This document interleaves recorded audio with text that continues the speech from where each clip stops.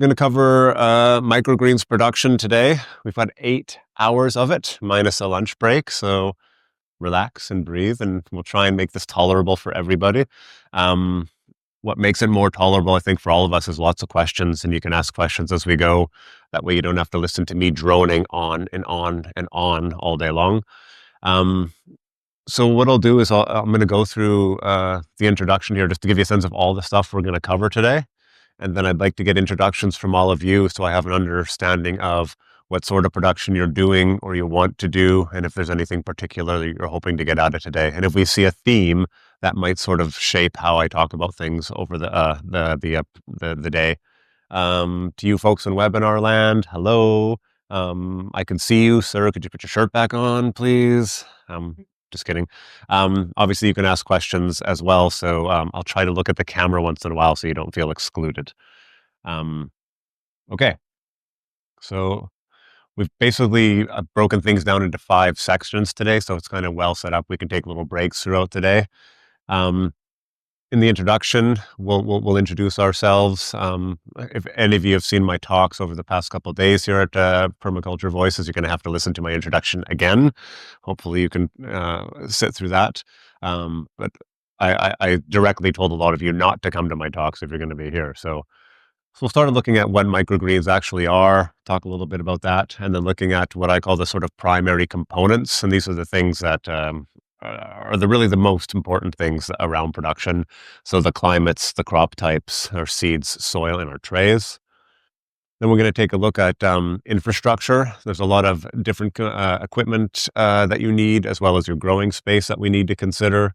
And it's more than just growing and harvesting the materials. There's a cleanup involved with it as well. We're going to look at regulations. It's that microgreens topic nobody really wants to talk about too much. My stuff here is really in the Canadian context, but a lot of it I think is going to be transferable to the US, so we can talk a little bit about that. Then we'll actually, it'll take a while. We'll get into the actual production process. So from filling the trays with soil to packing the microgreens into bags and getting them off for delivery. And then we'll end off with looking at crop planning and record keeping, how we make our sowing projections each week and how we record that using Excel. Okay. So I will introduce myself, but I'd like to get introductions from the room at first. I've talked to many of you over the past several days. So just getting a sense of, I don't need your whole story, just because we're limited in time, but really getting a sense of what you're looking at doing with microgreens and what you're hoping to get out of today. So do you want to start over here, Tony? Sure. Yeah, so I am in Seattle. We have about 10 acres. We raise pigs, sheep, chickens, and poultry for eggs. And we sell at Seattle area farmers markets right now. So microgreens would be, one, something I love to eat.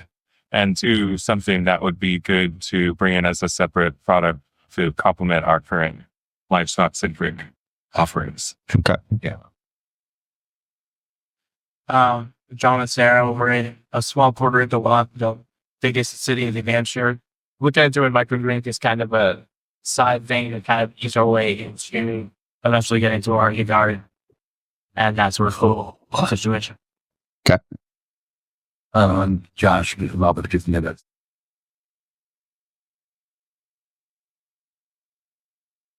Did the petition to the present city so that the DC of our residents saying that's not the will probably failed. That's why I'll think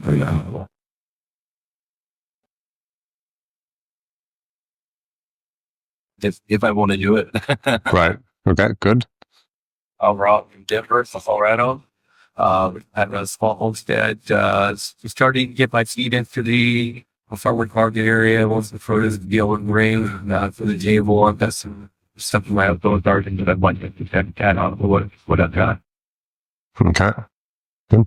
I'm 5 girls and interested in microgreen. For the popular benefits that are really good. And I want everything to be integrated in non-economic system. Bring that to market, local sets, Atlanta area. So, yeah. That's good. Orion Roger, Sacramento, looking to try to do a similar thing in an urban area. Just doing initial research on it. Okay. You guys together? Great. From New York, the suburb outside of New York City. And I lived in Michael a week before. I was just going to part-time project. Okay. What's your day job? This is the Electricity Texas defense. Okay. And Jonathan and I work on a farm in Phoenix. We have a very small, like the greens production going right now. I just took over sort of managing that aspect of it. I don't look like to grow it and figure out how to dial those processes. Cool. The latecomer? Richard Payne, I'm from Sydney, Australia. The whole of the stuff there, but looking to do something small scale in the middle of the city. Okay. So good, very similar stuff, a bit of variability. So out of these, has anybody never grown microgreens at all? Okay, good. And some of you a bit. Have some of you grown them quite a bit and just want to scale up, or? Okay. So this is good. So we've got a lot of newbies here. This is good. It's actually good because this is built around going through everything step by step. So if you've grown quite a bit, it's actually quite boring. So should be good. Okay, so I'm going to introduce myself because I think the story of how we got to where we are with our business is a good way, good for people to see, because people often don't know where to start and where they're going to go. I was very much the same. If you would have asked me 8 years ago when I started thinking about growing microgreens, what it would look like now, I didn't expect I would be here, and I didn't expect I'd be growing microgreens in a shipping container. So we'll take a look at that. So my background since 2001 is in small scale agriculture. I had been working as a bartender for many years and sort of had enough of that life and wanted to make some changes. Was reading some books that made me start thinking about the world a little differently. So I left my job in Vancouver, moved to Vancouver Island, and just started a small scale farm. And like a lot of growers, I did mixed vegetables. I had a few ducks. I did the farmers markets. I sold to restaurants, sold to other CSA programs. I can't say I was a particularly great farmer, not bad. I certainly didn't have the skills of some of the people you've heard talk over the past couple of days, but definitely was very engaged in it. And I actually, my introduction to agriculture was through permaculture. So really had a strong base in a lot of the permaculture principles. But after that, it was just all about trying to make money. So just those are various images there. So in my last year of farming, I had been farming for about 6 years in the Victoria region. And I wanted to bring something new to the farmers market. And the farmers market we had already had a lot of niche products. And I wanted to find that sort of thing that I could add to our display that would make a big difference. And I had grown sunflower sprouts, on a shelf in my kitchen many, many years previously. And I thought, well, why not try to do, if I could grow 1 or 2 trays in my kitchen, why can't I grow 50 trays and bring them to the market? So this is, for the record, my first microgreen system right here. You're going to see it's actually going to break all the rules that I'm going to tell you about today, but I didn't know back then. And at the time, there wasn't a lot of information out there on growing microgreens at a sort of small scale. Now I'm finding there's a lot of good stuff out there. There's been a good trend for the past 10 or so years of people developing systems. But at that time, I found it quite difficult. I think for growing vegetables, you can get out and you can intern on a farm and you can learn stuff very, very quickly. But for microgreens, that doesn't really exist. So kind of had to learn a lot of stuff very much the difficult way. So I ended up leaving the farm I was on and moving back to Vancouver to go to school, or leaving Vancouver Island to go back to school in Vancouver. And I wanted to keep my hands in the soil. And I wasn't a big fan of the multiple backyard spin farming model. Managing multiple sites like that did not appeal to me. So I needed to find a system where I could grow enough crop in one space in order to make a viable living. And I thought, well, I'm going to try and scale up the sunflower sprout production. So I was lucky enough because I was in school that I was able to do it as a directed studies project. So I was able to access the facilities at the university and get some help and get 6 credits for it and bump up my GPA at the same time. And there were sort of five components that I was looking at when I was designing the system. So one is I wanted to be able to do it on the cheap. I didn't have a lot of money. I had just gone back to school. I had just had a child, and the idea of trying to spend a whole bunch of money on starting up a system wasn't very appealing. I also wanted it to be replicable for other people who wanted to start up quickly. I wanted it to be profitable, I think, as we all do. It had to be, and this was the focus of my directed studies project, it had to be done in accordance with the federal guidelines that I knew for sprout production. And a lot of the folks I had talked to in the beginning when I was going to start doing them at the market were saying, well, nobody grows sprouts at the market because they're just too much of a hassle. And so when I hear something like that, it just kind of it makes me want to sort of step up and meet that challenge. So that was a part of it. Another part was I didn't want to have to bend over anymore. So I had designed these benches so everything was just right at sort of waist height. After farming very inefficiently for 7 years, I was maybe in my early 30s at that point. I was already physically feeling it. And so what I wanted was a cushy job, but I still wanted to be growing. So it was very much designed about that. Um, and then the other thing is I knew I'd put a lot of work in the beginning years, but if I was going to have a profitable farm, I also knew I needed to have some downtime. I didn't want to be working 70-hour weeks all the time and basically, not have any sort of life. And a lot of my life right now is focused on my recreation time while still working fairly hard.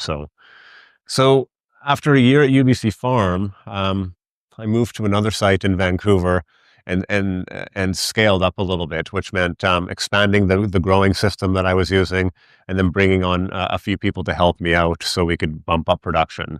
So the first year, in the sort of pilot year, I think I did $11,000 in sales and made about $2.12 an hour. And then in the second year, bumped that up to about $30,000. And for the next few years, we're sort of always around in that $30,000 to $35,000 range, a year range. And that was just a sort of summer growing season from May through September. So once again, I'm still in school full time. I've got a newborn, but I'm trying to develop this system and kind of run it over the summertime. So as a lot of people do when they graduate, I realized I had to grow up and get back into the real world. And the question was, how do I grow this system?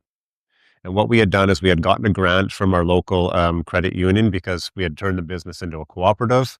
We bought ourselves a shipping container through the grant and started to take the shipping container apart, as you do with shipping containers, and build it and turn it into a greenhouse. And there's a few reasons we took this approach. One was there's a big trend, and there still is in Vancouver, with using shipping containers as a building material. And so we wanted to sort of ride that wave in order to get the grant money. But at the same time, we were building infrastructure for the urban environment. And the number one consideration when building infrastructure for urban farming is it has to be mobile. So you can't make anything too solid because you just don't have land tenure. You don't have security. And we wanted to be able to pick this thing up and move it if we needed to. The other thing is it actually has only 320 square feet of growing space, which isn't a lot of space, and it's not a lot of space to heat. And so in terms of heating this versus a full-size greenhouse, it made a lot more sense. In our worst month, in terms of the coldest month, I think we spent $450 on power, which isn't a lot. And that's to get us anywhere from $10,000 to $15,000 worth of production, which we couldn't do without heat. So it's a very small price to pay. So the greenhouses in the background there, you can see we actually still use those original growing benches that I used when I started the business. And on top of all that, we also do our transport and delivery by bicycle, which makes a lot of sense in a city like Vancouver, which isn't a big city, which has a really, really good bicycle infrastructure.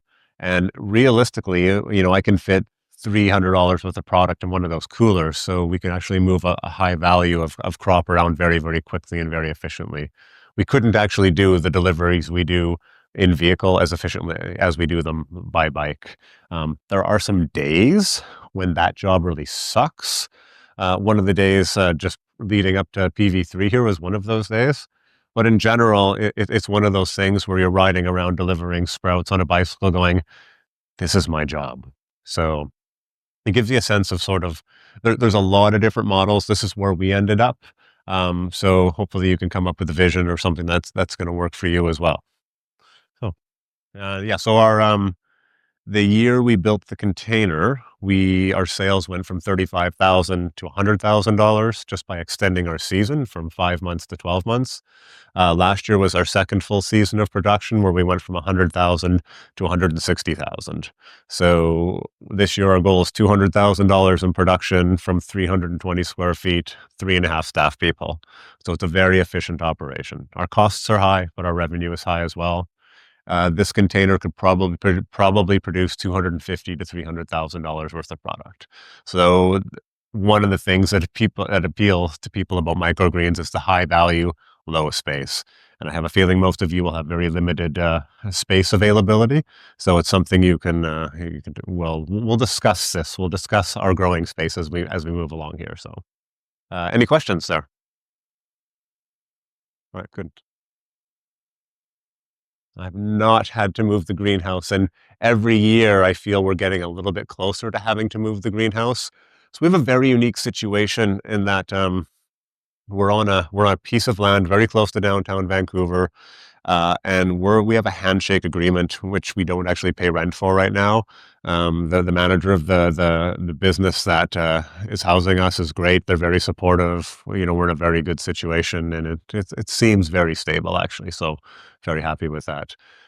We've had a few latecomers, no judgments whatsoever. Do you want to introduce yourselves? I just asked folks to introduce themselves briefly and give us a sense of what you're looking for today and what kind of microgreens experience you have or what you're looking to do with microgreens.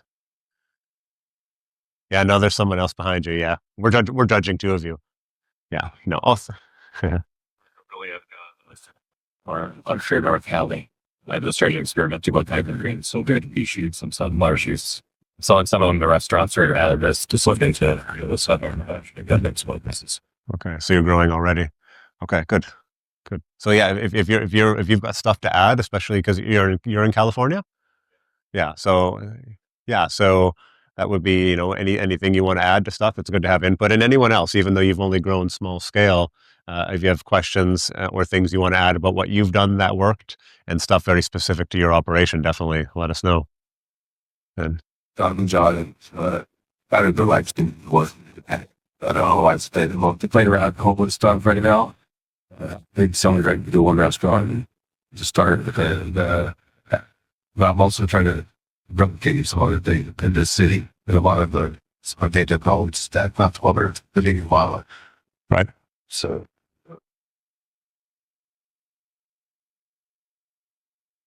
All right, cool.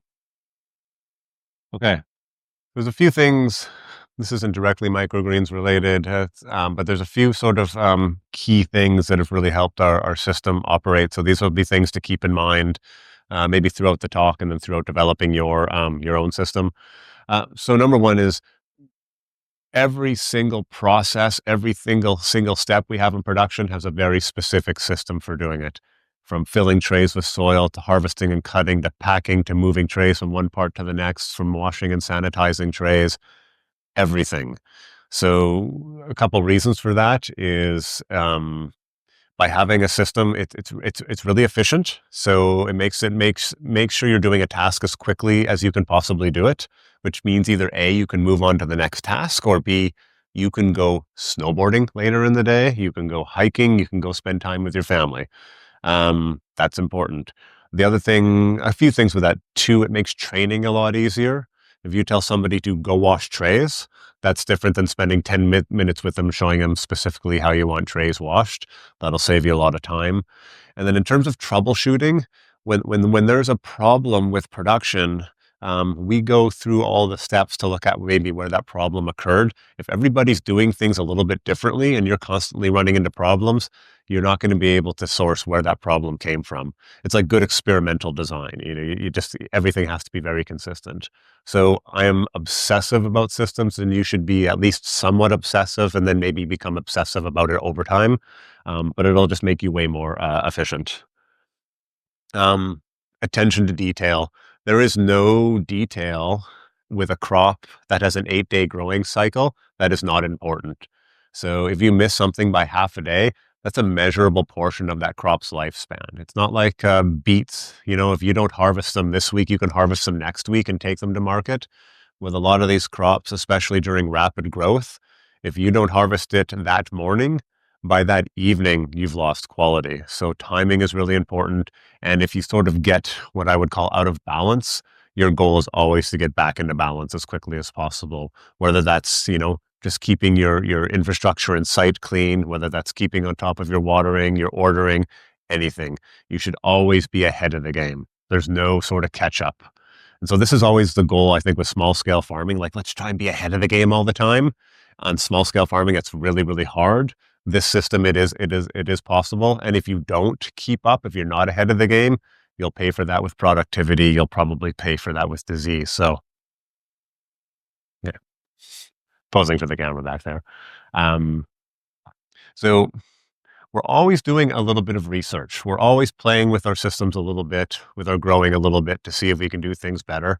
There's a few things we do that I don't see how we could make them better, how we could make them more efficient. But there's a lot of times I'm doing something while we're in production. I'm like, something's not right here. This is, when I'm doing a task and it starts to feel tedious fairly quick, it tells me there's something wrong with the system. So I'm always sort of looking at things, how can we make it more sanitary? How can we make it more efficient? How can we make it more enjoyable? We realized at one point we were having our system was set up so people were doing tasks on their own a lot. And then we just changed things up. Like if somebody was doing a tedious task, we would try have a person paired up with them. So you're not doing it alone, and there's a dialogue that would happen that didn't happen before. So little things like that have gone a long way in improving our operation. You need to be meticulous about record keeping. You kind of need to record any of the stuff that's really important. You need to record it all the time. So we're recording our yields, our sowing numbers, all our sanitation stuff. And I'm always going back and looking at those records. So this time of year, as the seasons change, I'm looking back to last year going, well, what did we do? What did we do when it got hot? What did we do when this happened? That way I'm not trying to figure stuff out all the time, and I'm not trying to remember everything. We've got a record of it somewhere. And then sort of all in all, one of the things I talked about in one of my talks was the different types of laziness there is. When something needs to be done, you need to get it done, and you need to get it done as quickly as possible. If a task can be done in, 2 to 5 minutes, you should do that right away. If stuff takes a little longer, get that done within a couple of days. Other tasks, get to them as soon as you can. The one of the biggest things that's changed over the years with us is just getting, we used to meet and we'd talk about things, and then we just all go home, and now what we do is we meet, we talk about things, we decide what we need to do, and then we have a very strict action plan. Let's do 3 of these things right now. Like, send that email right now in our meeting, don't put it to, it'll take you just as long to add that to your to-do list. So send it off and it's done.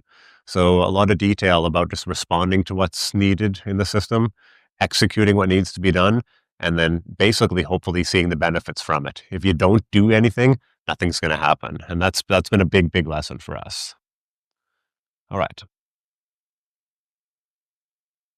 So now it's into we'll try not to spend too much time on this, is the what are microgreens.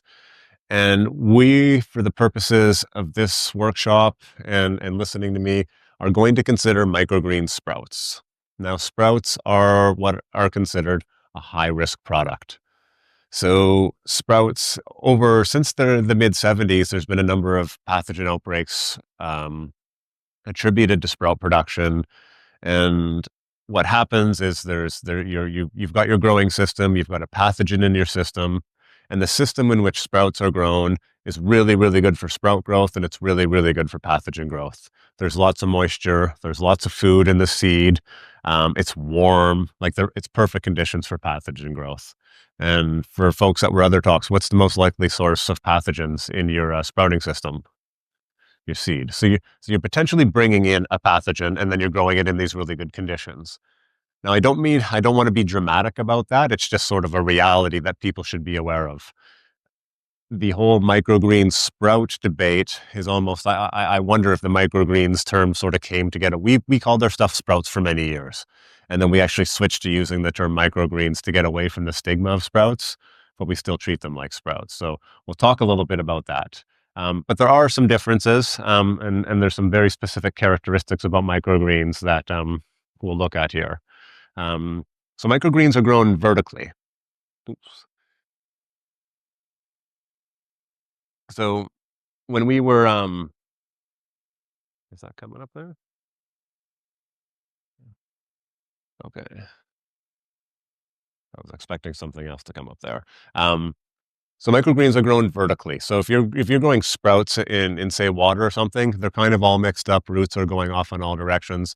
One of the differences with microgreens, we're cutting the top and separating it from the root. So that's a significant difference actually, because when you're watering microgreens, you're often watering stuff down into the soil. So there's a good chance that you're rinsing pathogens away, but they can actually work their way back up potentially through the stem and into the plant.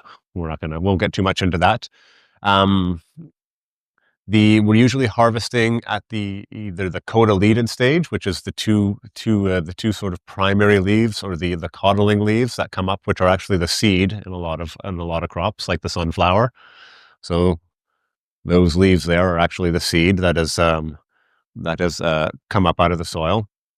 As you know, they're grown very densely and they're on very short cycles. Our shortest cycle, depending on the time of year, is 6 days for our radish, and we'll go up to about 20 to 25 days for basil. So they're still very, very short cycle crops. They require light at some stage, where some sprouts don't. And most microgreens are fairly nutrient dense. So that's one of the things that really attracts people to them.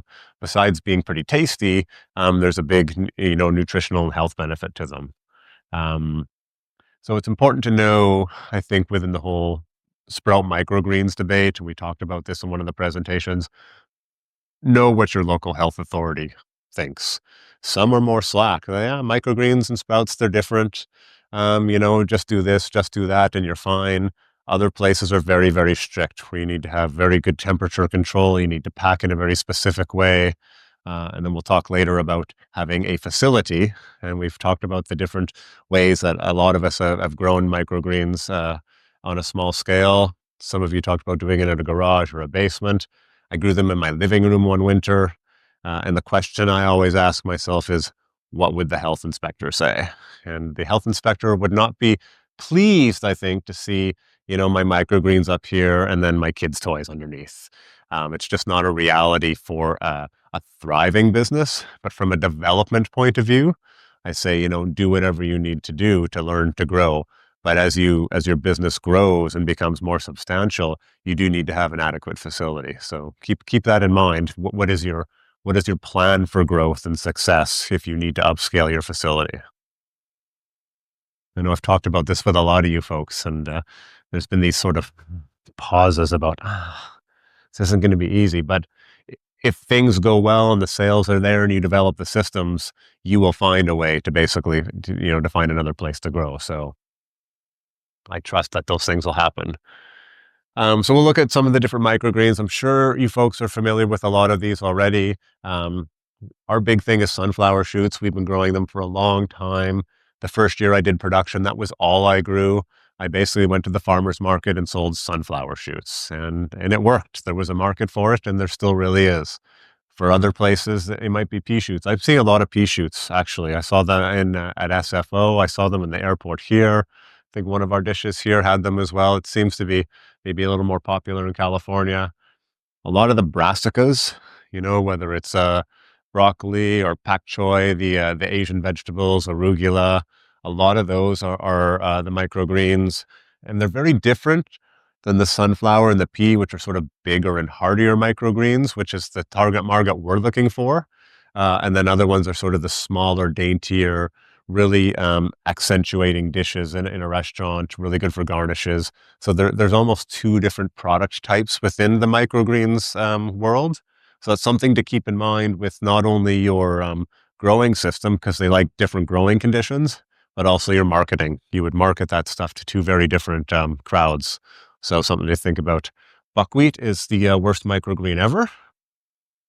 I don't know why people like it. Some people are obsessed with it. Radish I mentioned earlier, which is a nice spicy mix. We see a lot of that in Vancouver. It's makes a really, really nice garnish on a lot of stuff.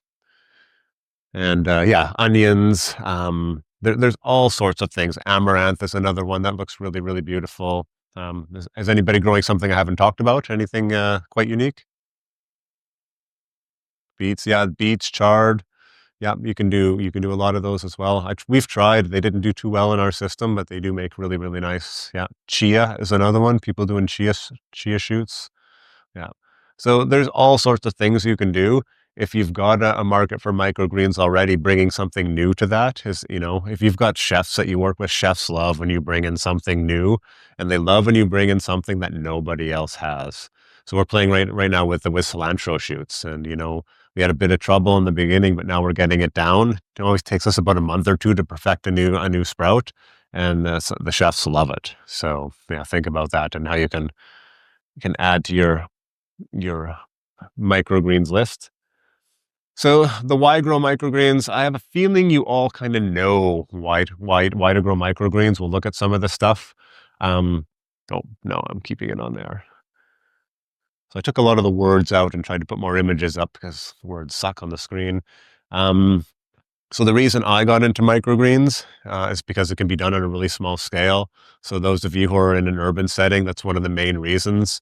When I think about, one of the other successful urban farms in Vancouver, they do a vegetable CSA for about 60 people, and they farm on 20 different yards in Vancouver. So they spend probably a third of their time in transit between their locations. That's not a very sustainable production model for agriculture in the city. When you hear Curtis Stone talk, in the beginning, he had multiple plots all over the place, and over time, it ends up being smaller plots, bigger, and closer together. So you see all the sort of systems kind of work towards keeping things close together. And with micros, you can easily have them on one site. They're a very high value crop, so you can produce a lot within that space. There's a real growing market for them still, I find. More and more people are using them in Vancouver. And I think for both the markets, the high-end market that likes them as a garnish, and we sell ours sort of in bulk in big bags, and we say, make salads out of them, make it a part of your system. Don't make them these dainty little side things. So know what your market is. We're in Vancouver. We've got a wide range of markets. Some of you in smaller places may find that a little trickier. So you'll need to sort of suss out what's going to work the best for what you've got. And then back to the original system design. There's no bending over, there's no weeding, there's no carrying big heavy totes of beets. And that's kind of nice. So these are what I call the primary production components. These are the sort of key things, and then we're going to cover a lot of stuff today, but these are the things that really sort of stand out for me as the things you need to know the most, or that are the most important things in your system. So your climate being the main one. I know there's a varying number of climates already in this room, but then as you know, your weather changes over the course of a season. So you're often adapting your growing style for that time period. There's the different crop types. So I talked about the sort of the bigger, hardier stuff like the sunflower and pea, and then the finer stuff like the brassicas. We'll talk about separating those. And then seed, soil, and trays. Like those are the three things that go together when you're basically growing your what we'll call our standardized unit of sprouts in a tray. So we'll look at each of those things.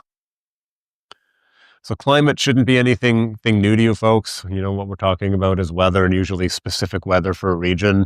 I basically split things up into cool, warm, and hot conditions. And so for some of you, that'll be you've got a primarily hot or primarily cool climate, depending where you are. And then for some of you, you're going to get a wide range. So we in Vancouver have quite a wide range. We go from a wet, gray, dark winter, where we get sort of from in Celsius, -2 to +5 for several months. And then we get into the summer where we're getting into the high 20s maybe for a very brief period of time. And then we've got the shoulder season in spring and fall where the temperature varies quite a bit. And it's the shoulder season actually where we grow the best stuff. In the winter, we're struggling to keep the temperature up. And in the summer, we're struggling to keep the temperature down, which is actually much more difficult. So we've got with a few Arizona folks here, like heat, I imagine is going to be your issue. The key thing is going to be keeping the temperature down. And for other folks, depending on your infrastructure, it's going to be how do you keep things warm enough? So we'll look at some of that stuff as we go. So I find in general, most crops thrive in moderate conditions. Some stuff is, they say, peas and radish and Nebraskas are cool crops and sunflower, they're the heat loving crop, and some of the radish is a heat loving crop. But in general, like stuff grows really well at room temperature. And if you could keep something at room temperature all the time, that generally works really, really well. This is sort of these are our current winter settings. So in the winter, when the outside temperature is cold, we have absolute control over the temperature in the greenhouse. So because we don't get peaks because of sun, we set the maximum temperature. So this is basically our heating regime for sunflower, pea, radish, buckwheat, and wheatgrass right now. And everything grows perfectly at these temperatures. So what happens in the summer is we get a lot more sun and that daytime temperature goes up. So if my daytime temperature goes up, how do I compensate for that? So ventilation, yeah. I'm bringing in fresh air as much as I can. What's that? Yeah, so you could. Yeah, you certainly could do it. So one reason we're trying to avoid air conditioning is they take a lot of energy. We're in our climate, we're running a dehumidifier 24 hours a day, but you can cool things down that way. Yep.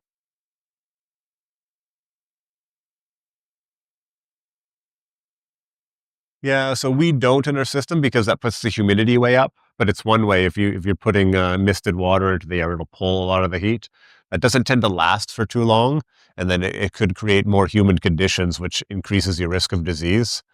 So yeah, we do a number of things. One thing is we use shade cloth a lot. I was talking to one of you or someone else. They use a 90% shade cloth where they are, which is blocking out most of the sun. Right now, we use about a 55% shade cloth. We use Rime. And if I was going to use an air conditioner, interestingly enough, I don't know that I would use it in the day to bring the temperature down. I would actually use it at night. So if my daytime temperatures are getting a lot hotter, I can let my nighttime temperature drop a lot lower, and you can offset things that way. So a lot of stuff, yeah, you'll learn to play with it. And what works in our system, I could tell you something very specific, and you could try it, and it may not work for you at all, just because of the seed you've got, the soil you're using, the particular humidity, the particular climate that you're in. So this stuff is, will work as good guidelines, but you're going to need to pay attention to the stuff as you're growing to go, what is working? And when something's not working, when a crop's not growing for you, why is that? And changing one thing at a time to see what's going to work over time. You said you're using Rime and shade coffee. We put it right over the greenhouse. Yeah. So we've got our shade cloth set up. So in the summer, it's on all the time. But if we get a bit of a gray spell, and because we're in a greenhouse, the gray really brings the heat down, we can take that shade cloth off even for a day or two. And we're doing that because once again, we're on an 8-day cycle. And if we're sowing for that cycle, and it gets cooler, we need to make sure we're bumping the heat back up. And then generally in the summer, if we don't need to use heat, if we don't need to turn it on, then we try not to. We try to save that for the winter more than anything. Does that make sense then to folks? Yeah. So this is keep these guidelines in mind. Once again, you'll have this presentation to look at.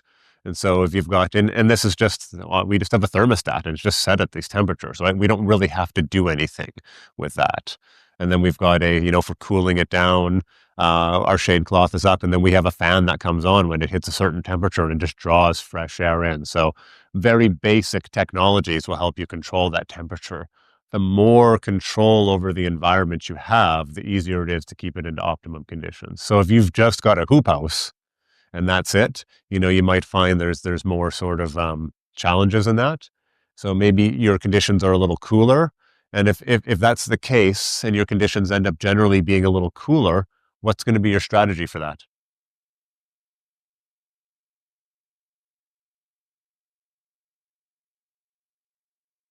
So one is exact choosing the crop. Yeah. Yeah, you can do that. And we actually ended up at one point we insulated the bottom third of our shipping container, which is all transparent, but we realized we don't need light down there. So that really actually helped stabilize our condition quite a bit. Other thoughts?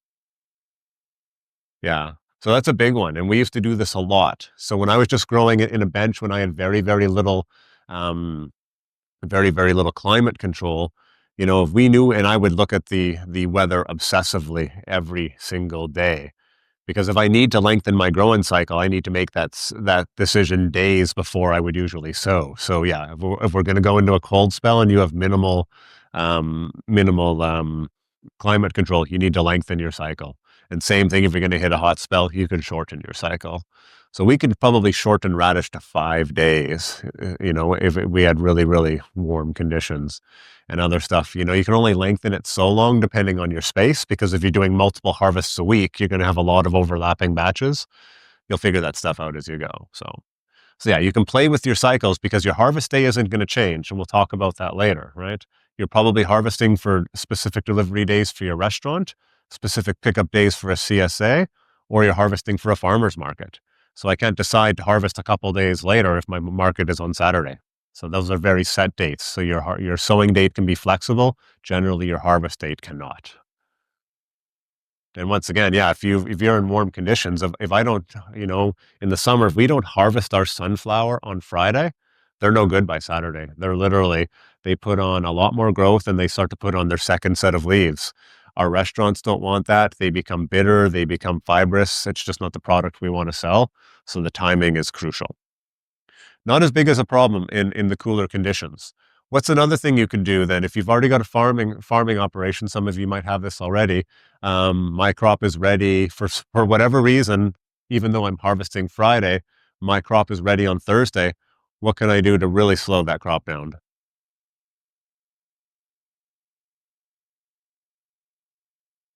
Yeah, so what would be an even better method than that? Take your trays, put them in the walk-in cooler. Yeah. So if we had a bit more capital, and we may look at this year, we would optimize all our stuff to be ready on Thursday. On Thursday, we would take everything out of the greenhouse and put it in a walk-in cooler. It would cool it down, that's how we're removing the field heat basically. And then we would still harvest it on Friday out of the walk-in cooler. And it's how some of the bigger companies do that. So you wouldn't cool your greenhouse. So you don't want to be cooling it and heating it all the time. But you can stack. If I put stuff into a walk-in cooler, it's going to stop growing. So I can stack my trays really, really tight. So I can take a whole greenhouse versus of stuff and stick it into a smaller cooler. It's kind of like cutting a tree into little pieces and sticking it into the back of a truck. Quite, So that makes sense to everybody? So yeah, what we're talking about is, controlling the environment, manipulating our growing conditions here to get what we want. And timing is everything.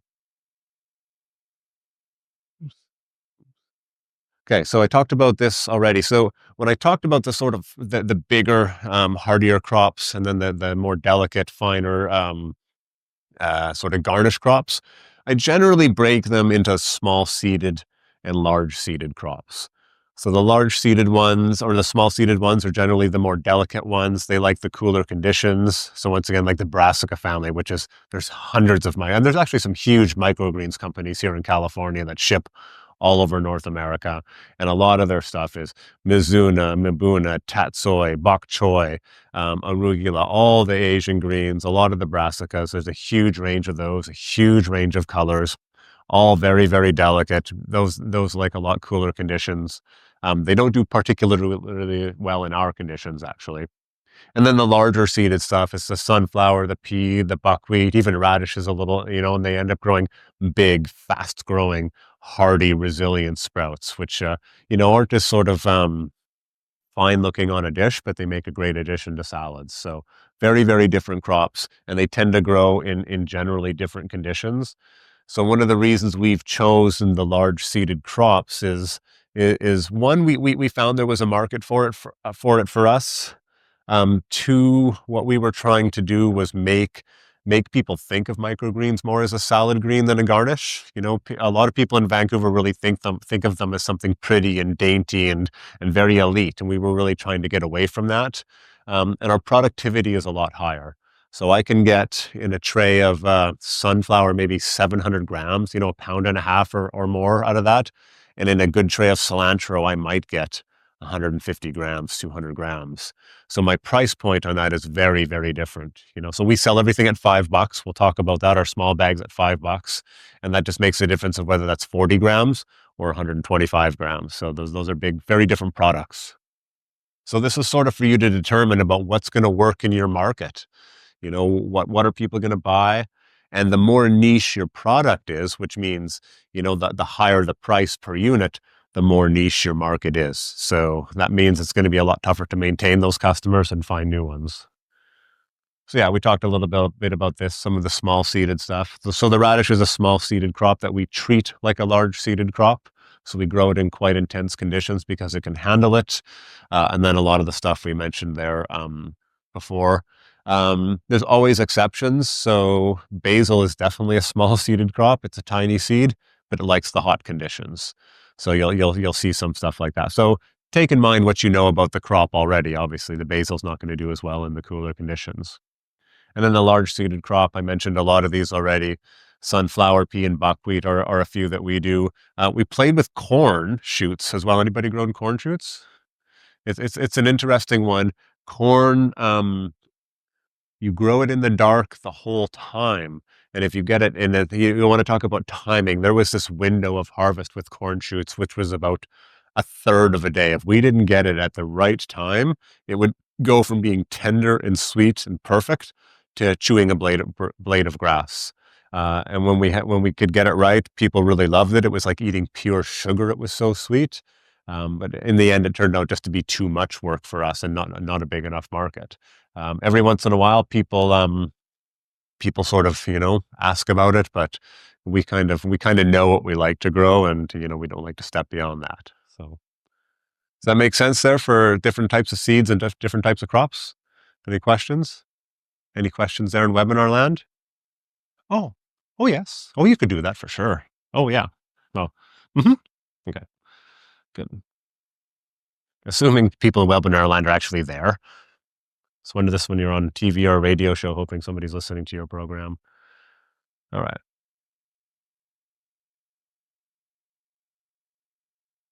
So in my other life, my non-microgreens life, I work with seed growers in British Columbia. I work with a national project trying to help farmers scale up their seed production, scale up quality. I like to talk a lot about seeds. And for you, those of you who are market gardeners already, you already know the value in good seed. You know, no matter how good of a grower you are, how good your soil is, how many swales you have, how many layers of cardboard you've got on that sheet mulch, if you've got crappy seed, you're not going to grow good stuff. You're not going to grow good beets. You're not going to grow good melons. You're not going to grow good microgreens. In the beginning, when people get bad seed, they kind of go through this process of, what have I done wrong? Why isn't this growing? I don't know what I'm doing. As you get more experienced, more and more, you just learn to blame the seed. If you know what's going on. It's actually an important thing to know, because in the beginning, I blamed myself a lot. And then I realized in retrospect that often I was just buying bad seed or the wrong seed for my climate, or I didn't understand what good seed was or what to look for. So this is something to take into consideration. So yeah, you can't grow good sprouts without good seed.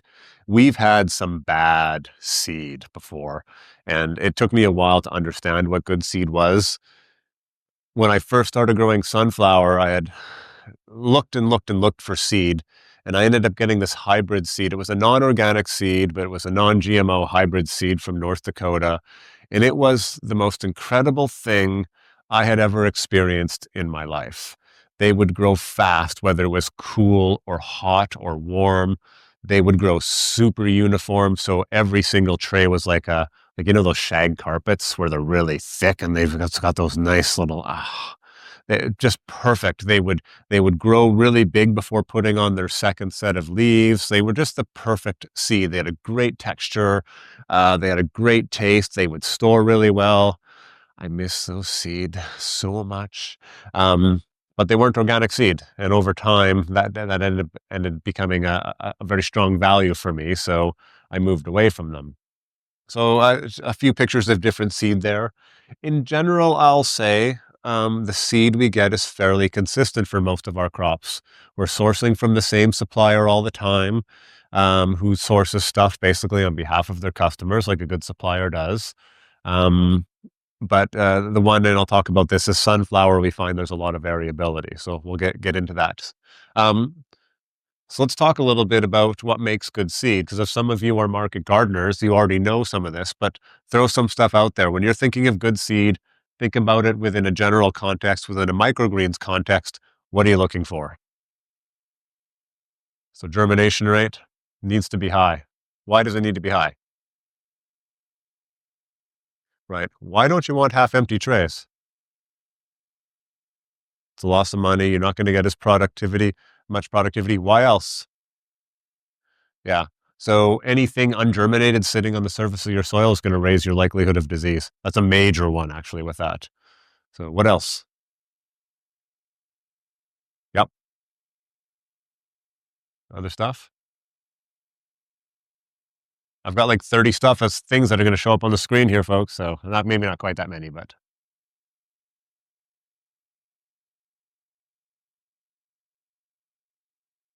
Okay.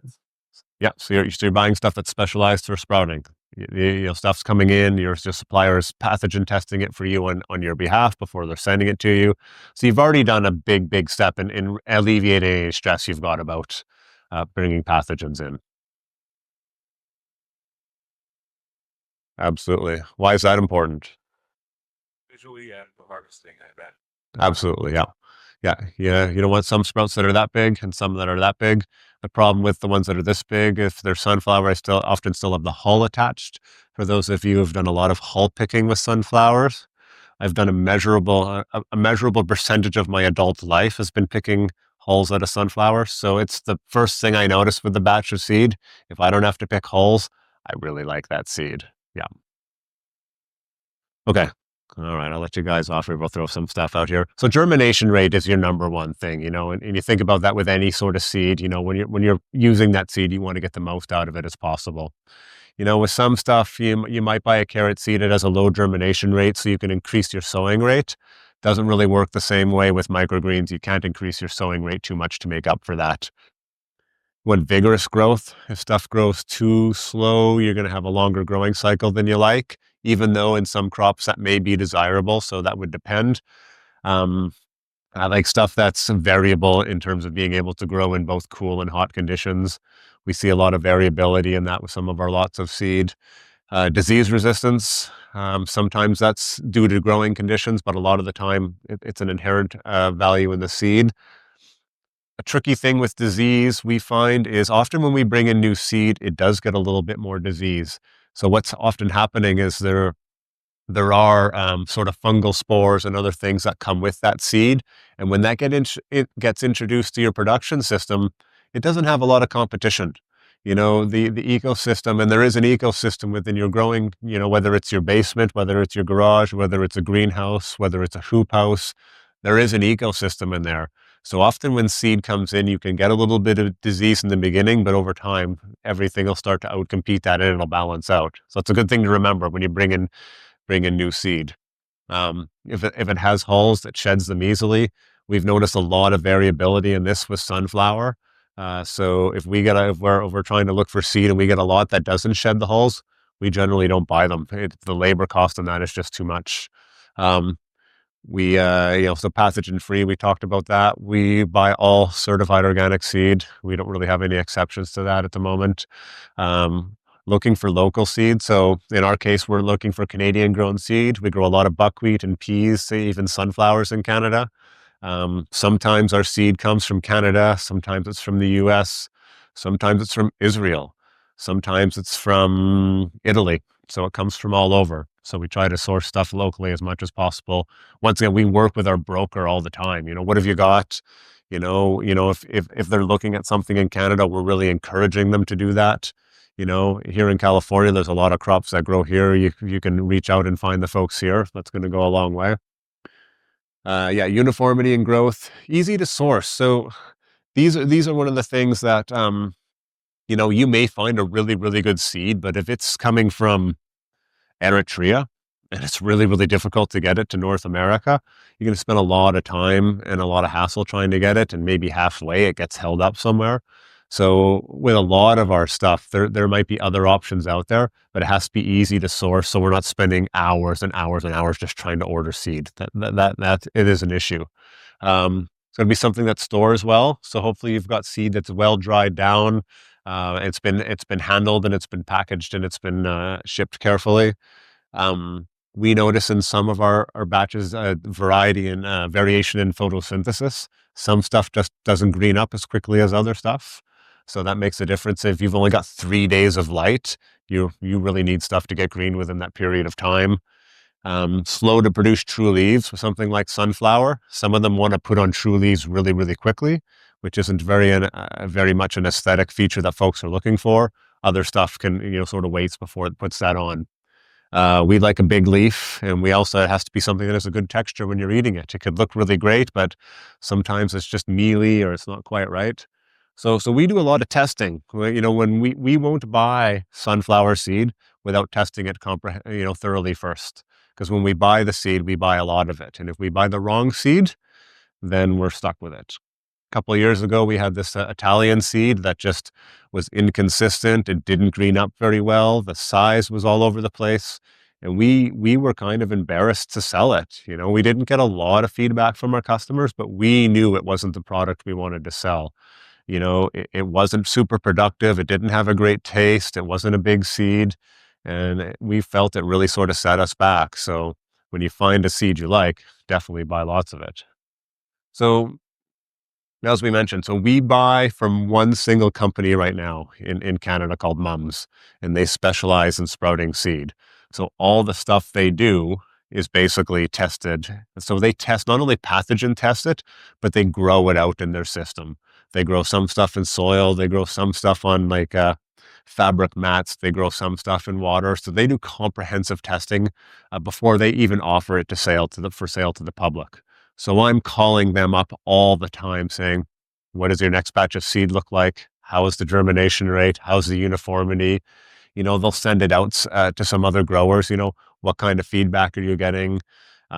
We ask a lot of questions, and because they're used to hearing from us, they're kind of prepared for that, and they work with us. And when we have feedback, we call them up and say, this is we're not getting great germination. The uniformity sucks. We're seeing a bit of disease. And in some cases, they've actually, they've offered to buy the seed back from us, because they'll say, sorry to hear that. We actually have this other grower that really likes this seed. So if you've got extra seed, they'll take it. And so there's a good relationship there. We've really worked hard on that relationship to give them feedback and get feedback from them. And that really goes a long way. Trial seeds. So just some shots of trials that we did. We bring in a 10 kilogram bag of sunflower, and we try that at different densities, because each seed lot is a little bit different. So our sowing density fluctuates a little bit. And we trial it fairly extensively before we make a purchase. Often the seed company will have a few different lots for us to choose from, so it allows us to decide which one we like better. When we've done our trialing and we have a good sense of what we're going to need, we buy a lot of that seed. So the first year, I had this whole calculator. I'm like, this is exactly how much seed I'm going to need. I gave myself a little buffer. I ordered my seed, and this came on a truck and a thing. I'm like, man, that's a lot of seed. It was so awesome. And then a couple of years later, we get seed in by the pallet load. So as you start to scale up, another thing you need to think about is where you're going to put all that seed. You need good storing condition if you want that to maintain its germination over time. With your current production, how many pump seeds you have? That's a good question. I don't even know. We'll buy so this is 750 kilograms of sunflower, which will last us about a year and a half. We'll buy, and that depends on our production numbers and our sowing density. We'll buy more than that, probably 1,000 kilograms, about 1,500 kilograms of pea seed a year, which is a heavier, denser seed. I'll do maybe 80 to 100 kilograms of radish seed in a year. 300 kilograms of wheatgrass. So these aren't, they're bigger numbers relative to what you might be doing on a small scale. Like the bigger microgreens producer in BC, and they have a whole room that they dedicate to storing stuff. We just have some space and some barrels that we stick them in, even though we do try to store them quite well. So yeah, but if you're going into production and you find a seed you like, buy a lot of it, especially if you can keep it cool and dry for a longer period of time. Because if the next batch of seed doesn't work for you, you're kind of stuck with a seed that you don't like. So yeah, when we find seed we like, we buy lots of it. We've actually got them holding on their pallet load for us that we like the seed so much. So it's not perfect. It's got a lot of debris in it, which sits on the surface and is a potential disease source, but we're not seeing a lot of that disease. And we get little bits of mold and we're okay with that. But it's also a Canadian source. And so when we get Canadian seed, we really appreciate that. So we've got a lot. So that's about 3 years of seed we've purchased at one time. And I think, that probably ends up costing us about $7,000 Canadian, which is like $35 American at these rates. So do you have a question there, Tony? Just toss it in the walk-in, or what do you guess? Are you going to talk about seed storage? Our seeds right now are actually just stored in one of our members has a cooler garage space, but now we're actually looking at renting some walk-in space so we can keep them in really, really optimum conditions. Storing seed for a year isn't a particularly long time, so we can maintain germination rates pretty good. But there might be cases where you're buying 2 or 3 years worth of seed. If you really like something and you've got the space, then you really want ideal conditions. Yeah. Right. Anything else on seed? Cold and dry. If you can keep them at, 2-3 degrees Celsius, very, very dry. So a lot of walk-in coolers will do if they're dry. Yeah. Do you have a minimum rate you'll accept for utilization? We got to make decisions. I'm looking at 95% and most stuff. Yeah. So it depends. Like if it's in the 80s and it's still working pretty well for you, that might be good. But as you know, you're going to increase your sowing rate because of that. And then it's often not going to be, and there's other things. So if there's a lot of loose seed on the soil as you're harvesting, more seed might be getting into your rinse water, depending how you're doing it. So there's all these other little things that you're going to need to consider along the way. But yeah, we're looking at 90 to 95% for everything. And most of the time it is. So what was the seed that wasn't germinating well? Oh, really? Eh? All right. Well, yeah, beets are kind of notorious for not having a high rate. So some stuff you might just have to put up with that. Yeah. Yeah. So yeah, if you want to be really particular, when your sowing rate and your density of your seed, and you have a good sense of the maximum amount of trays of something you're going to, sow for the year, then you could calculate what you need to buy and just buy that, especially if you're on a budget. We've got a bit of flexibility because we're generating enough revenue that we can buy big lots at a time. But if you're tight in the beginning, I was just buying what I needed for a certain period of time. We'd make some more money, buy some more seed, and store it for a bit. The trick is the more you buy seed, the more times you're paying for shipping. So as your lots go up, your shipping per unit weight goes down. And so that's an advantage to buying bigger lots as well. Another thing to take into consideration might be if you're shipping across the border. Some of you, I think, do order from mums. And if it's coming from one country to another, there's always the risk of delay. So yeah, don't wait until you have half a bag of seed left to order your next lot. Order it well ahead of time. And we did. I had to pay $150 for a 60 kilogram or $60 bag of seed to get it to us because we left it too long to sow. And literally it came like as late as it could so we could sow it and get a crop. So I take full responsibility for that. So yeah, here's our storage conditions. The other thing is it needs to be pest proof. So most of the seed is like sunflower and pea. They're a great protein source. Rodents love them. And we've had varying rodent trouble over the years. I'm sure some of you have. And if you haven't, you will. So when I say make things rodent proof, make them rodent proof. It will go a long way because it's a contaminant in your system. You don't want to know you've had rats and mice crawling all over the trays that you potentially want to sell to the public. The other thing is just little things like raising them off the ground. If they're in some area that water could get in there, anything that's on the ground is going to get ruined if you happen to have some flooding or anything like that. So, um, okay. So any questions on seeds? Everything makes sense there? I've only ordered from US sources a few times. I just ordered some cilantro seed from High Mowing, which worked fine. High Mowing does free shipping to Canada, which is great. They do free shipping everywhere, which is great. And I had ordered some sunflower. I trialed some sunflower from a company in Florida called International Specialty Supply. Um, and they literally melted in our system. So it just wasn't the right seed. Not necessarily bad quality, just wasn't the right quality for our system. So we generally run stuff at a fairly high temperature for microgreens to get fast growing cycles. Yeah, so yes. Okay, yeah. So it was asking just about issues with American seed. Yeah, yeah. So yeah, right now we're getting everything from one company in Canada, and I really hope they don't go out of business because then I don't know what we're going to do. So Yes. What do you like then? I mean, you don't have so you get the search out on our own. Uh, yeah, so the question is, what are the good seed sources in the U.S.? So yeah, International Specialty Supply in Florida does not only seed but a lot of sprouting equipment, and I think they do lots of certified organic seed. I can't remember off the top of my head. And then all the bigger seed companies like Johnny's, Osborne, even High Mowing, a lot of them do have sprouting and microgreen seeds. Now, if you look in their catalogs, the prices are atrocious. If you're buying in bulk amounts, call them up and say, "What can you do?" So when we buy our seeds on for by the 10 kilogram bag for Sunnies, for example, for mums, they don't even list those on the website. And so like a 10 kilogram bag, I think is $56 and a 5 kilogram bag is probably, $50.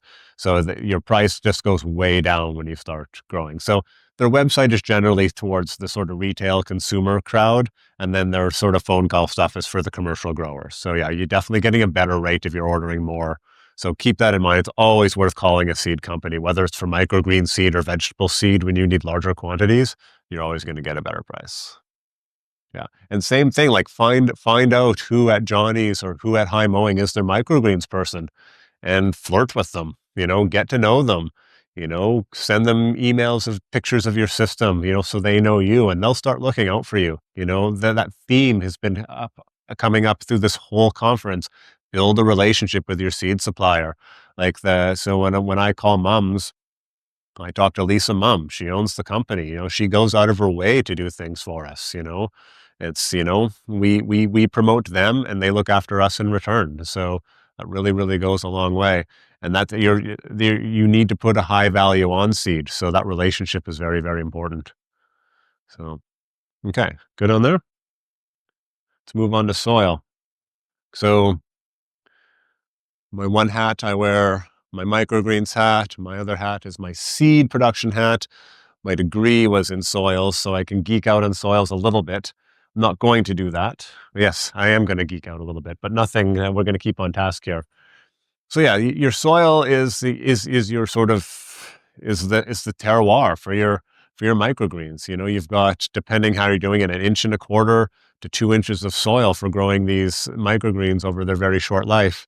You need to choose the right soil. You're not spending years and years building up your soil, building up the organic matter, building up the microbial life like you are on a farm. You're probably buying it from somebody. So you need to formulate something that's going to work. So in my beginning, I did a sand compost mixture, which worked. I grew some pretty good microgreens. What would be the challenge with the sand compost soil? No, the reason I had so much sand in there is because the compost was so rich that I had to offset it with the sand. So I ended up with about 1 part compost and 5 parts sand, actually. So sand is really heavy. And sand and compost holds water really well. So not only was I doing way more heavy lifting than I wanted, according to my model, but I was breaking a lot of trays. When I lift a tray, they would crack, and it was just a cost. So yeah, it was a learning lesson. It was still a good soil, and it was a good price, and it worked. But yeah, it was a bit of a problem from that way. So now we've got a different soil, which we'll talk about here. This is my soil control officer, just taking some samples to make sure everything is okay. All right, so let's look at some of the characteristics of soils here. So we're looking at a number of characteristics here. So thinking about this, I'm just pulling up my notes so I don't have to think about what it is. But when you think about having a good soil for your growing or for microgreens in this case, what are you looking for? Come on, we're at a permaculture conference, folks. You got to know something about soil here. So nutrient content. How important is nutrient content for us? I'm gonna say it's pretty minimal. We'll talk a little bit about that. So this is a bit so everything I just said there. Yeah, forget the nutrient thing. So really important in ground crops. Less important with microgreens. Some people grow microgreens on cotton sheets. So yeah. So where are we getting the nutrient from then? Yeah, we're getting the nutrient from this. And this is another reason why timing is so important. As stuff gets more and more mature and it starts to photosynthesize, then it needs that from the soil. But if you get it at the right time, you don't. So, but that said, you want a little bit of nutrient in your soil because that little bit can go a long way to giving you just that extra nicer growth. So yes, nutrients. Yeah. Texture. Yeah. Yeah. So we'll talk about that. So, yeah, so drainage. So I put the two together: drainage on one hand and good water holding capacity on another. Yeah. Other thoughts? Right, structure of the substrate so that the seeds can grow doubling up. Yeah. Yeah, that's a good way of putting it. Yeah. Do you have one? Nobody where that soil show you straight that back to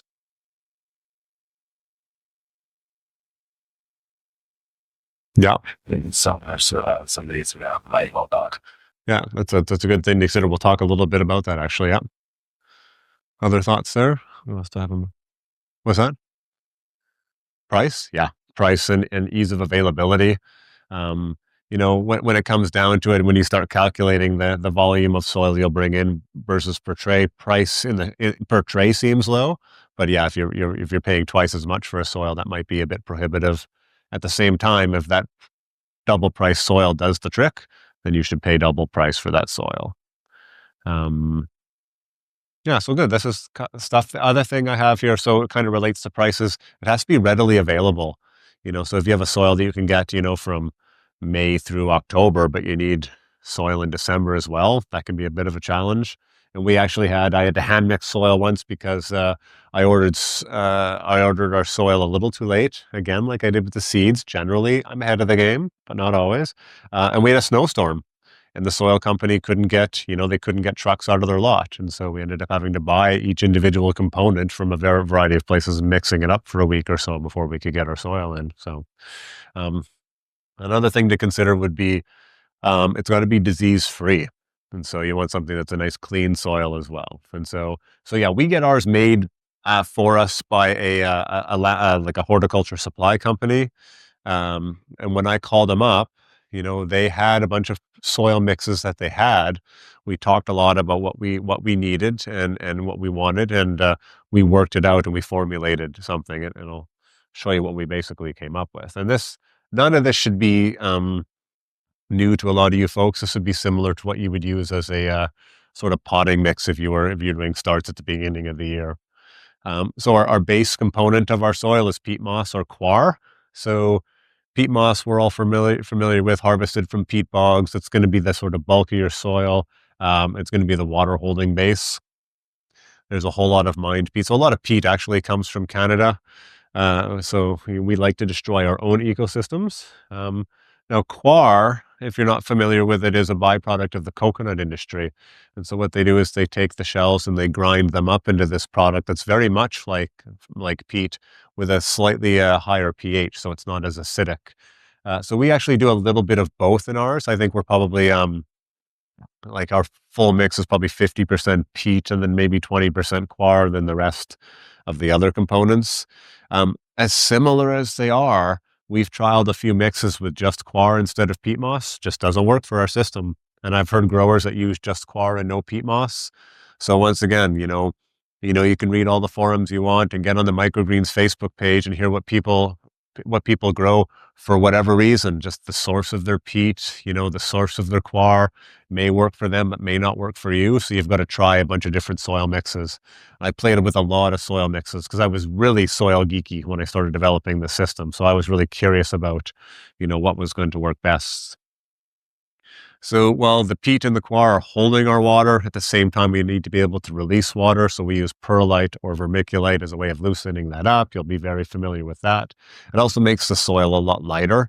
So you're carrying a lot lighter trays. And that actually goes a long, long way for us. I really noticed the difference moving from the sandy soil over to the peat-based soil.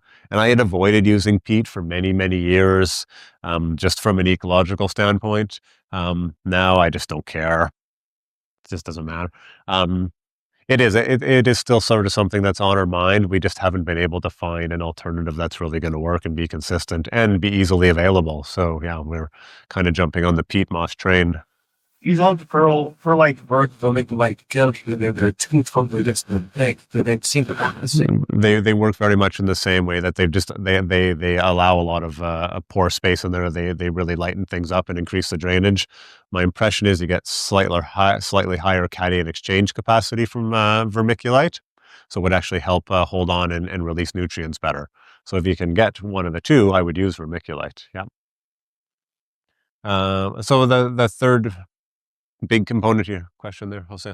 Oh, is this a webinar question? Awesome. I've been waiting for one of these. People would like to know what's your soil recycling process. Okay, so we're going to get to that. Someone else had actually asked that in the room, and we'll take a look at that. Yeah, and this is actually a big topic, so thanks for asking that question, Michael. Sorry, I don't mean to be patronizing. So compost is the third component of ours. And I'll show you the ratios we use here. We have a very, very small amount of compost. So anybody here know soil science at all? Any soil folks in here? Okay, so we'll talk a little bit about this. We won't get too much into it, but so yeah, we do have a little bit of compost in our mix. One is so there's a bit of nutrition, and one is too, like we get a lot of biological activity from compost. So ours is fairly low, but we did want to have that sort of that biological component in the soil. And then depending what works for you, you may want to add other things to the soil, your green sands and all that. The only thing we add is lime, and that's to bring the pH up a bit because of the peat moss. It's the only thing that we add. A lot of the mixes this company did, they had like a kelp fertilizer we could add in there, things like that. And the mix that we have works so well, it didn't make sense to pay to do anything more. So yeah, we'll show our basic mix here. So we basically do about 70 to 75% of our bulking agent, which is our peat and our coir. We do about 20% perlite and then about 5 to 10% compost. So in soils and in soil building, we often talk about building a rich, nutritious soil. And there's actually a point at which your soil can be too rich. And so a lot of the nutrient components in our soil come in the form of salts. And this is an indicator of how much nutrient we have. And the measure we use in soil science is the electrical conductivity. So if you mix a paste up of the soil in water, you can actually measure the flow of electricity. It's not, as you may know, it's not water that conducts electricity, it's the ions within the water. The more ions that are in the water, the better it conducts electricity. So we use this electrical conductivity concept in soil to get a sense of what the salt content is. And the higher the electrical conductivity, usually the richer your soil. However, when you have a lot of salts in your soil, those salts tend to draw water out of plants, and they tend to make plant growth actually really, really crappy. So when I was talking about our sand compost mix, So when I was formulating that soil, I had a tray that just had compost in it, and then compost with a little bit of sand, and I had all these different proportions. And as my compost portion went down and my sand portion went up, my productivity went up because I was reducing the effect of that very, very rich compost on growth. And it ended up being about 5 parts sand to 1 part compost was a really, really good mix. So the amount of compost that you put into your mix is going to be a function of what your electrical conductivity is. So, lots of just basic compost might be around 1 or 2, and that's fairly low. I think our electrical conductivity was 10, which is very, very high. And so, I think we started out, I had thought about 8% in the soil company we worked with. He said, well, let's put it at about 5, because even at 8%, it's still a lot. So that's the factor that we have there to determine how much compost is in there. So ours was a pig manure based compost, and it was very rich, and so yeah, it's a very low component. So this is an important piece of information for you to know when you're formulating your soil. If you've got a rich compost, you need less of it. If it's not a rich compost, you can bump that up a little bit. Ideally, I would have a less rich compost so I could have a higher compost component. It's going to bring more biological activity, and it's also going to help hold water. But this was what we had, and we ended up with a really good soil. So does that make sense to folks? Yeah. So this is why I've got a little bit of a range. We've played with the numbers a little bit, and if there's anything else you might want to bump up, depending on situations, it might be your perlite or vermiculite. If you really, really need good drainage for whatever reason. So, yeah. Okay. So other soil considerations here. So as it is with the seed, like the more you buy at a time, the less it's going to be. When we bring in soil, we bring in 20 yards at a time. We pay $1,600 for the soil, and we pay $300 for delivery. So if I have to get smaller loads, I'm still paying $300 for delivery. So we ask them to put as much in the truck as they can possibly fit. You're going to need to store that soil somewhere, so keeping that in mind. This is particularly important if you're in an urban environment. Like we've got about 4,000 square feet of our total operational space, and fully a third of that is for our soil storage and our composting system. So you need to have the space there. You need to keep it. Ideally, you want to keep it a little bit moist, and that just makes actually prepping trays with it a little bit easier, but you don't ever want it to get saturated. It's going to get anaerobic if you do that, so you kind of need to keep it covered. And then you're going to potentially be dealing with pests as well, so you want pest monitoring so you can keep them out of your soil, which is a very, very nice habitat for them to live in. So I don't have a slide here for some reason, but so when we get into production, and maybe it actually comes later, we do our growing, we cut the sprouts, and then we've got this tray, this mat of soil left over, which we put into a composting system. We right now we stack them up very specifically, so they'll break. We put them face down so they break down very quickly. They compost down in about 2 or 3 months. Now, we do not reuse our soil, and as much as I would like to do that, if I'm going to bring new soil into the system, I'm going to need to know that it's pathogen-free.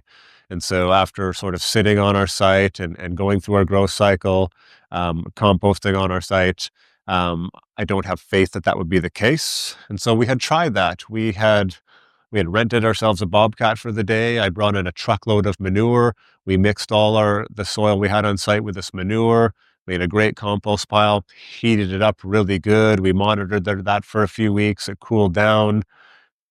And then I realized, well, technically I need to turn this pile, which meant bringing in a tractor again for the day, which would have cost us $300. And then I would have had to go through the monitoring process again. So we didn't do that. We let it break down. It broke down well. And then I took a sample and I sent it off to the lab. And the lab came back, the results came back positive for Listeria mono. And now Listeria mono is not something you want in your sprouting system. It's a pathogen often found in meats, and it kills people. So first thing that goes in my mind is where did this come from? So I called the soil company. They tested all their product. They tested the compost, which was great. Those results came back negative. I tested our compost pile again, sent it to the lab. I tested in the same spots and a few other spots. Second test came back negative. There was another Listeria species in there, but it was benign. It wasn't to worry. However, after going through that process, I wasn't prepared to put that soil back into our system. And then the other thing is, for the time and energy and cost that would go into composting that soil, it would basically be about the price of new soil. So ideally, if I can recycle something at the same price and use it again, that's what I'll do, because then it's going into our labor and our resources and reusing that soil. But in this case, if I did all that and I tested the soil and it came back positive, I couldn't use that soil. So we're in a bit of a conundrum. So what happens to our soil now is we just happen to be across the street from a couple of community gardens, and they come and they take our soil away wheelbarrow by wheelbarrow by wheelbarrow, and it ends up in the community gardens across the street.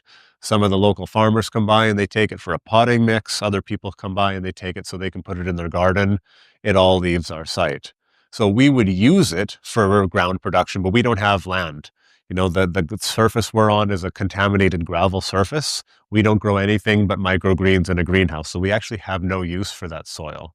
So it ends up in other people's systems. So it does get reused. We just don't reuse it. So if you are on farmland and you've got space to use the soil, this can get used. Same thing, take it, compost it. I wouldn't worry about pathogens if it's going into the ground. It's a different issue, and they are unlikely, to be honest. And then put it into your growing system. So put it through your microgreen system, use it for that, and then put it into your soil, and you're going to use it as a good soil building tool. So that would be my suggestion on that. Can you feed it to poultry? So the finished mat, so different seeds grow in different ways. So when you grow a sunflower, the seed comes up out of, the root goes down, but the seed actually comes out of the soil and opens up here. So that's what we're taking. We're taking the prime part. A pea shoot, on the other hand, sits on the soil surface, and the root goes down and the stem goes up. And that pea shoot on the soil surface still has some value as a food. And I have had people come and take those away as feed. And so the chickens will eat the seeds and scratch that stuff up and mix that into their bedding, which then at some point will get added to a compost pile and go into some soil. So that is an option. Yeah. I've seen people use it. They'll take the mats and they'll just use them for mulch directly on the garden as well. So you get this big root mat. Like if you've seen like the mat when you grow pea shoots in a tray, when you pull that thing out, it's just roots. It's a huge mat of roots. Ripping that apart is difficult. So it actually makes a very, very good mulch. So people do all sorts of things with it. Yeah. So question there? Got it there. Good. Okay. Michael, does that answer your question? Okay. Other soil questions? That'll all make sense. So take some time. So like I trial my seeds, I trial soil as well. And we got really lucky. I spent a good amount of time with the company we work with in formulating a soil. We got it right the first time. So we got really lucky. And early last year, we tried a few different variations. Can you bump the peat moss down and bump the coir up a little bit? Because I thought, well, maybe we should switch over to coir. Let's get away from using peat and use this other product, which is a byproduct of another industry. Didn't work. We tried bumping up the compost component. We tried taking out the compost component. It didn't work. We couldn't grow the same quality product. So we really got lucky. So when you get a soil you like, same thing, make sure you record what it is and then use that same one over and over again. We didn't. The lab would have, so we did the compost, they would test that for us, but you would send it to a lab and they would they make a paste and they stick some electrodes in there and measure that. Yeah.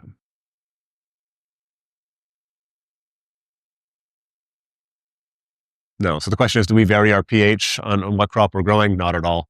Everything grows fairly well in the same mix. We have talked about, so we've been trying to grow basil for about a year, not getting great results. And we thought maybe we need a different soil for our basil.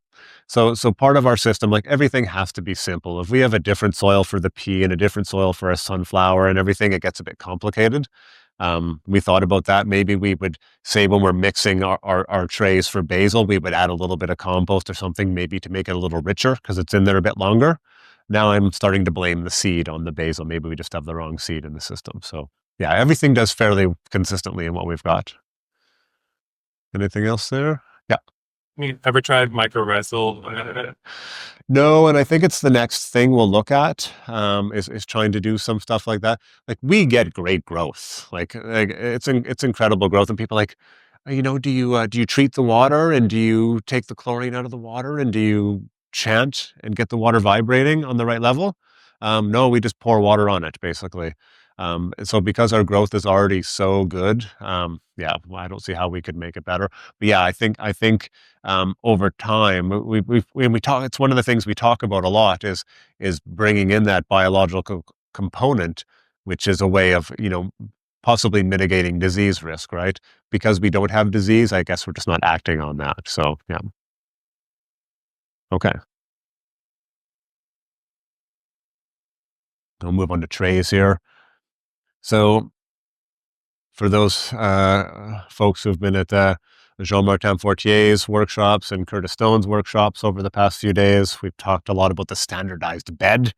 Um, this is our standardized bed right here, 10 inches by 20 inches. There's no drip tape that needs to be laid down there.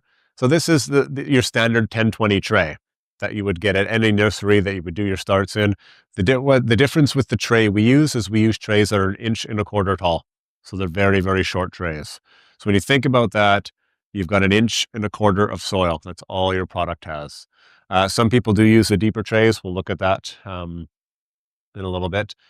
We do try to source the stuff that's the strongest. There's a lot of cheap plastic trays out there, but we've managed to source one that's like a very thick one, so they last a lot longer. So we're not buying them as frequently, and they're actually about the same price. So we got quite lucky with that.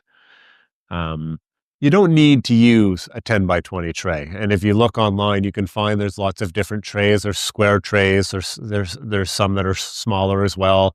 Some that are a lot bigger. We're trying to use a lot of standard things so people everywhere can find them. And it's a good, when we use 4x8 sheets of coroplast for our benches like we're here, we could fit 2 trays and, 2 trays this way and 18 trays this way. Like it's just a really good size for handling, for the right amount of yield on there. So yeah, the 10-20 tray works really well. I will show you an alternative sort of option there, but so there's the other tray, which is a 2.5 inch deep tray, which a lot of you folks might use for some of your starts and seedlings. So a lot of people use this tray and then they only half fill it with soil. So you're only using half of the amount of soil and then they seed that way. So I'm not particularly a big fan of this. And because I'm the one standing up here, you have to listen to me about this stuff. So there's a couple reasons why.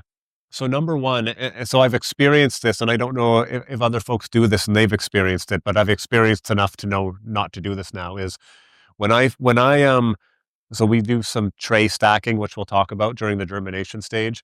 And when you've got your tray, that's the bottom, and that's your soil and your seeder on top, and then there's still more tray above that. When I put another tray on top, it's sinking down into the tray below, and that means there's no airflow there at all. It completely blocks off any airflow, and our disease goes way up. So we get very, very little disease in our germination stage as it is. And anytime I've sort of sunk the seed down below the lip of the tray and then stacked on top, we always get disease because of that, of the reduced airflow. So I'm not a big fan of this. The other thing is, for a lot of our stuff, we cut our microgreen right at the soil surface. You can't get to the soil surface very easily when your soil is actually below the lip of the tray. So if you want to cut a bit above, which we do with some of our stuff, that works fine, but it doesn't always. So the other thing is getting your soil really even when you're sowing, which I'm obsessive about, is really easy when you're making it a level with the lip of your tray. With these ones, it's a little more difficult. You can tamp it down with a board or something, but yeah, I've just found we did this. It didn't work very well in our system, and we ended up using a lot more soil because we would fill it up to varying degrees all the time. So, does anybody use the deeper trays and then just put less soil in it? Okay, you can admit it. Yeah, is that what you guys do? Have you had disease problems with it? Yeah. Yeah, so so the shorter trays can be hard to find. I'll throw you a resource in. So I know the manufacturer. It's a U.S. manufacturer.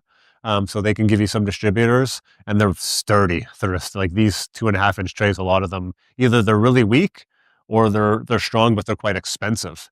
We pay $1.80 Canadian per tray right now, so we're getting a really, really good price, and they really, really last a long time. So now, if you use this tray and you filled it right up to the top, your yield will be a little bit more. You've got a lot more rooting space. It holds a lot more water. So if you're in hot conditions, you're not watering as much. We have 1.25 inches of soil. When it gets hot, we're watering twice a day. So we've got to be on top of that. But we just accept that as it is, because the other thing is we have limited space on our site. If we use these trays, we'd have to bring in twice as much soil. So it's twice as much delivery charge, twice as much space for storage. We don't have that space. So this is something that's really based around our system, but also like we get really good growth from 1.25 inches. So it is sufficient. So good. So the question is, do the trays have drainage holes? Oh yeah, drainage holes for sure. So all our watering is either done from above with hand watering right now, or we actually water from below for some of our crops. We'll talk about that. And it's probably the most important thing actually is those drainage holes. Otherwise, if you overwater, it'll sit in there, get anaerobic, and get diseased very quickly. Yeah. Okay. So we use our trays for growing, obviously. We're filling them with soil. We're putting the seeds on top. We're stacking them. We'll go into that process later. We use them for covering as well. I'll show more images, but when we're in the germination trays, we go through what we call a stacking phase, and we'll talk about why we're doing that a little bit later. And we're always pre-prepping trays. So one thing we don't do, it's just a pet peeve of mine, is I hate filling trays with soil and sowing them on the same day. I don't know why. It just makes the day that much longer. So we sort of have a process where 4 of us just spend an hour prepping trays with soil, stacking them, and putting them into storage. That way, when it comes to sowing time, we've always got trays ready. So this is just part of the systems that we've implemented that work well for us. The nice thing is about prepping trays at different times is somebody can say like, I'm going to come in Thursday afternoon and just prep trays for a couple of hours. It's something that can happen at a random time at any time. And once again, so when we go to sow, we're focused on sowing and we can get that done quickly without any distraction. In terms of how many trays you need, so this is something to consider. It really is going to depend on obviously how much you plan on growing and how often you plan on harvesting. So, if you're harvesting once a week, that's one thing. But if you're harvesting twice a week, that means at any given time, you'll actually have 3 cycles growing. You'll have the crop you're about to harvest, your next harvest, and the crop you've just sown at any one time. So if you're doing 50 trays per harvest, that's 150 trays right there.